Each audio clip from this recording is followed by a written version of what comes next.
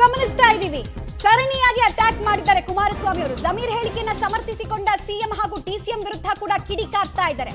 ಇಂಥ ಮಾತು ಹೇಳಿದವರ ಮೇಲೆ ಎಷ್ಟು ಕೇಸನ್ನ ಹಾಕಲಾಗಿದೆ ಅಂತ ಪ್ರಶ್ನೆಯನ್ನು ಕೇಳಿದ್ದಾರೆ.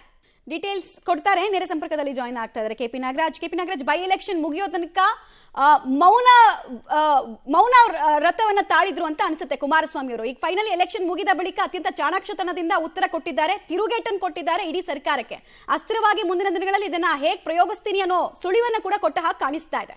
ಅಲ್ಲ, ಒಂದು ರೀತಿಯಾಗಿ ಜಮೀರ್ ಅಹಮದ್ ಅವರ ಆ ಒಂದು ಮಾತಿನ ಸಂದರ್ಭದಲ್ಲಿನೇ ತದನಂತರದಲ್ಲಿ ಯಾವತ್ತೂ ಕೂಡ ಕುಮಾರಸ್ವಾಮಿ ಅದರ ಬಗ್ಗೆ ಪ್ರತಿಕ್ರಿಯೆ ಕೊಟ್ಟಿರಲಿಲ್ಲ.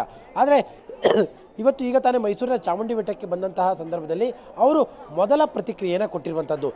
ಸ್ಪಷ್ಟವಾಗಿ ಹೇಳ್ತಾ ಇದ್ದೀನಿ ಅನ್ನುವಂಥದ್ದು. ಅವ್ರು ಹೇಳ್ತಾ ಇರುವಂಥದ್ದು, ಚಾಮುಂಡಿಯ ತಾಯಿ ಮುಂದೆ ನಿಂತು ಸ್ಪಷ್ಟವಾಗಿ ಹೇಳ್ತಾ ಇದ್ದೇನೆ, ನಾನು ಯಾವತ್ತೂ ಕೂಡ ಆ ಥರದೇನು ಕರಿಯ ಕುಳ್ಳ ಅಂತ ಅನ್ನಿಸ್ಕೊಂಡು ಬೆಳೆಯುವಂಥ ಸಂಸ್ಕೃತಿಯ ಅದರಲ್ಲಿ ನಾನು ಬೆಳೆದಿಲ್ಲ. ನನಗೆ ಆ ಥರದ ಯಾವುದೇ ಅಗತ್ಯತೆಗಳು ಕೂಡ ಇರಲಿಲ್ಲ. ಒಂದು ಸಂದರ್ಭದಲ್ಲಿ ಅಂದರೆ ಅವರ ಸರ್ಕಾರ ಇದ್ದಂಥ ಸಂದರ್ಭದಲ್ಲಿ ಹೊರಟ್ಟಿ ಅವರು ಕುಮಾರಸ್ವಾಮಿ ಅವರಿಗೆ ಕುಮಾರ ಅನ್ನುವಂಥ ಒಂದು ರೀತಿಯಾದ ಪದವನ್ನು ಬಳಸ್ತಾರಂತೆ. ಆ ಸಂದರ್ಭದಲ್ಲಿ ಇದೇ ಜಮೀರ್ ಅಹಮದ್ ಅವರು ಹೊರಟ್ಟಿಯವರ ಮೇಲೆ ಹಲ್ಲೆ ಮಾಡೋದಕ್ಕೂ ಕೂಡ ಮುಂದಾಗಿದ್ರು ಅನ್ನುವಂತಹ ವಿಷಯವನ್ನು ಕೂಡ ಈಗ ಕುಮಾರಸ್ವಾಮಿ ಅವರು ಸ್ಪಷ್ಟಪಡಿಸ್ತಾರೆ. ಆ ಲೆವೆಲ್ಗೆ ನನಗೆ ಜಮೀರ್ ಅಹಮದ್ ಮತ್ತು ಅವರ ಟೀಮ್ ದೊಡ್ಡ ಗೌರವವನ್ನು ಕೊಡ್ತಾ ಇತ್ತು. ಆ ಲೆವೆಲ್ಗೆ ನನಗೆ ಅವರು ದೊಡ್ಡ ಸ್ಥಾನದಲ್ಲಿ ಇಟ್ಟಿದ್ರು. ಇಂತಹ ವಾತಾವರಣ ಇದ್ದಂಥ ಸಂದರ್ಭದಲ್ಲಿ ಈ ಥರದ ಪದ ಬಳಕೆ ಸಾಧ್ಯನಾ?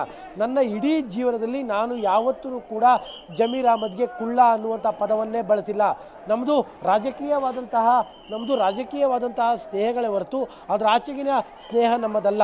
ಮತ್ತು ಕರಿಯ ಮತ್ತು ಕುಳ್ಳ ಅಂತ ಈ ರೀತಿಯಾಗಿ ಪದವನ್ನು ಬಳಕೆ ಮಾಡಿಕೊಳ್ಳುವಂತಹ ಸ್ನೇಹವು ಕೂಡ ನಮ್ಮದಲ್ಲ ಅನ್ನುವಂತಹ ಒಂದು ಸ್ಪಷ್ಟೀಕರಣವನ್ನು ರೂಪದ ತಿರುಗೇಟನ್ನು ಕೂಡ ಕೊಟ್ಟಿದ್ದಾರೆ. ಅಲ್ಲಿಗೆ ಜಮೀರ್ ಅಹಮದ್ ಏನು ಹೇಳ್ತಾ ಇದ್ದಾರೋ, ಜಮೀರ್ ಅಹಮದ್ ಹೇಳಿರುವಂಥದ್ರಲ್ಲಿ ಯಾವುದೂ ಕೂಡ ಸತ್ಯ ಇಲ್ಲ ಅನ್ನುವಂಥದ್ದು ಕುಮಾರಸ್ವಾಮಿ ಅವರ ಮಾತಿನ ಅರ್ಥ.